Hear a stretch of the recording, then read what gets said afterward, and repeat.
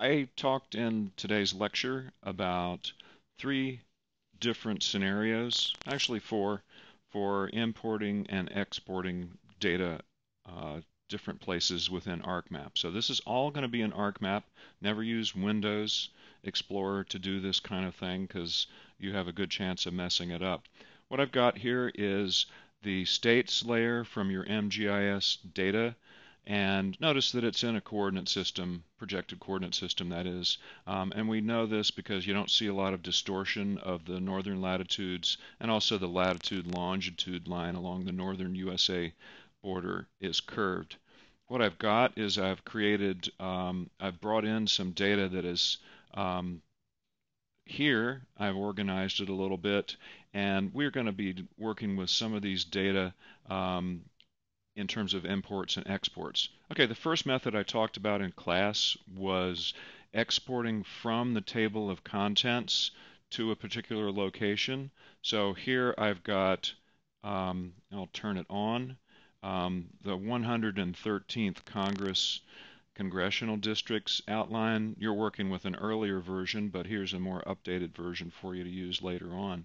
I've brought this into the map, and it is not in a projected coordinate system. You don't know that unless you look under Data, Properties, and it will show the coordinate system under the Source tab. And we know that it's not projected because it's only showing geographic coordinate system. It's not showing any sort of projected coordinate system here under the Source tab. Also, the other clue that we're looking at geographic coordinate system is here in the extent layout. It shows you the bounding box in DD, decimal degrees, for this CD113 data set.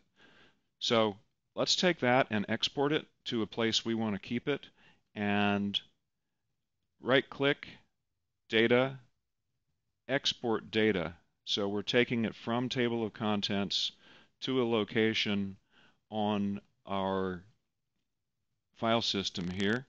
And the nice thing about this method from the table of contents is we have the chance of changing the data coordinate system. In other words, we're changing the underlying file's coordinate system at the same time we're moving it from the table of contents onto disk. So let's click that button, and I've already set things up so that we are heading to one particular place, but let's find a different place to navigate to. And I'll go up to the top of our Z folder, double click to Data, and then New MGIS Data. And we want to, here's always a tricky point, we're sending the data into this USA geodatabase. So this is going to be sort of some updates to your MGIS data that you can use later on.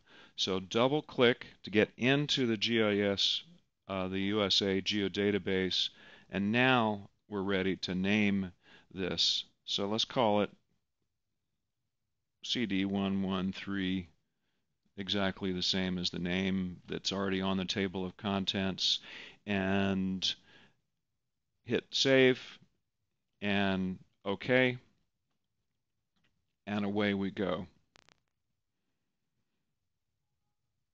And let's not add it right now, but let's verify that we've actually done what I said we would do.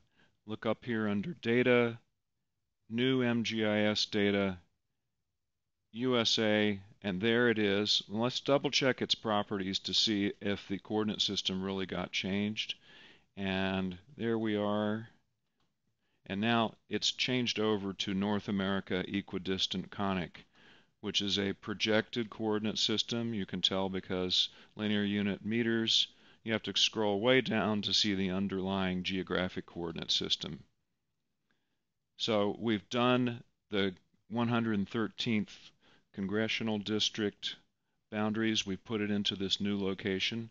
Method number 2, export method number 2, involves working just in the catalog tree. So I'll pin that, and for the moment, I'm going to shut this down. We'll come back to it in just a minute.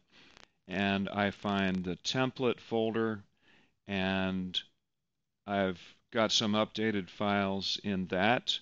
I've got a file called Detailed States in the template Clean Slate folder, and that is nice because we'll see it here in a minute.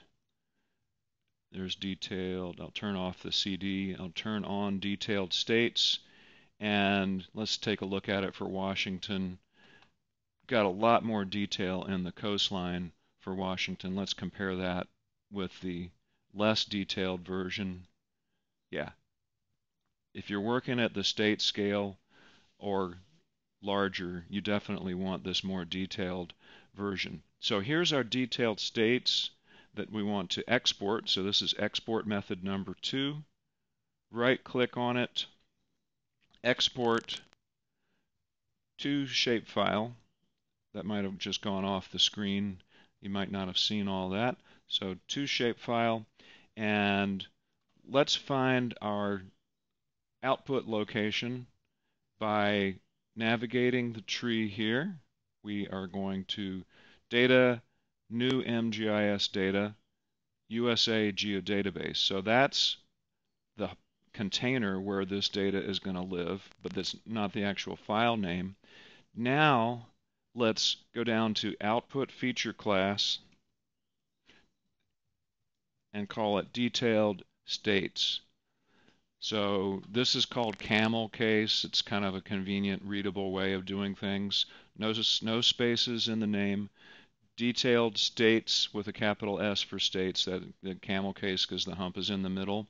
And with any of the methods of export or import or the ArcToolBox method that I'll talk about, you have the chance of using an expression here to narrow down or subsection the area that the features that you're going to export or import. The only place that you don't have that expression option is when you're exporting from the table of contents. In that case, all you can do is export the entire thing. So we won't do an expression. We'll go ahead and we've got things pointed. We're taking the data from detailed states. We're exporting it to USA Geodatabase, and here's the name of it. So we're ready to go. It'll run for a minute. Kind of a big data set. Let's give it a chance to finish up. We know that it's still running because the globe is active, but otherwise we can go ahead and do other stuff if needed because I've got background processing on. And there we are. We're finished. We have the detailed states showing up under the USA Geodatabase. So that's export method number 2 that I talked about in class.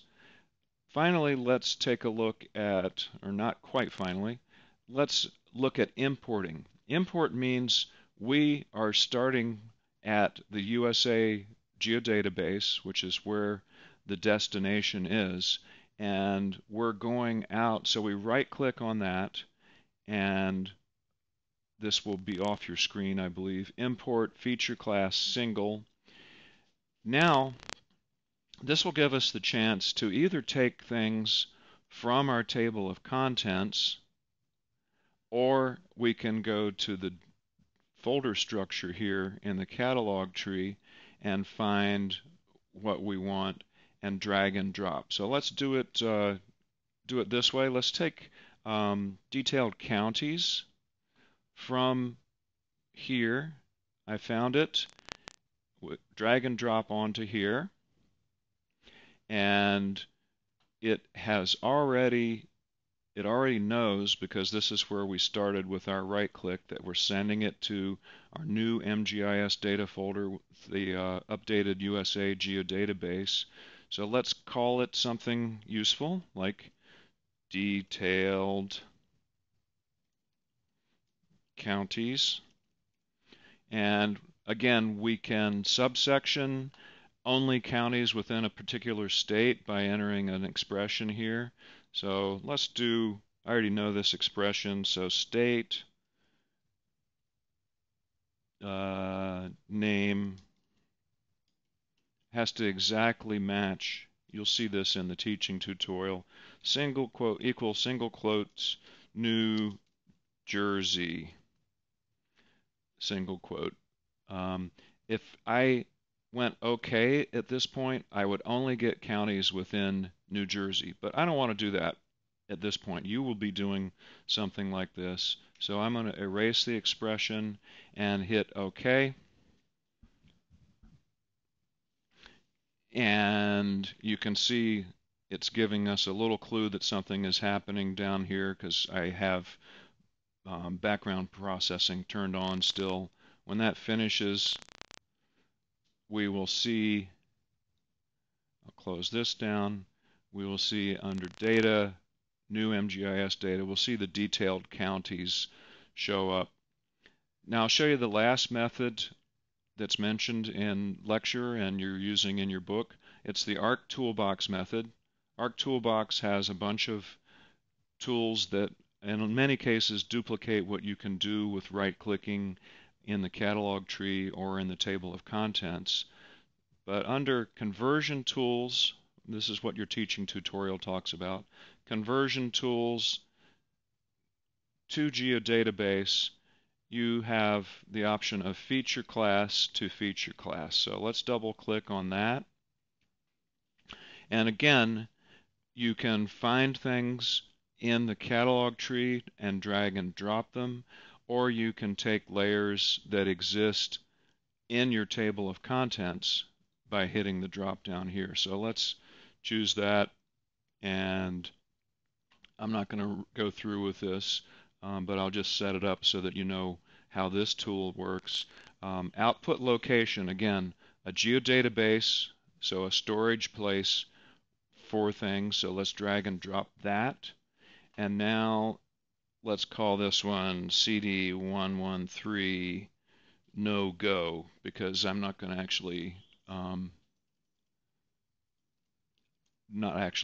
execute this. Now let's say we wanted just congressional districts for a particular state. You could enter an expression here like state abbreviation equals single quote New Jersey, NJ, that is, and that would only give us congressional districts within the state of New Jersey. We're not going to do that, and in fact we've already got a perfectly good CD113 that we just did earlier, we exported earlier, and so I'm going to back out of this tool and send the ArcToolBox away.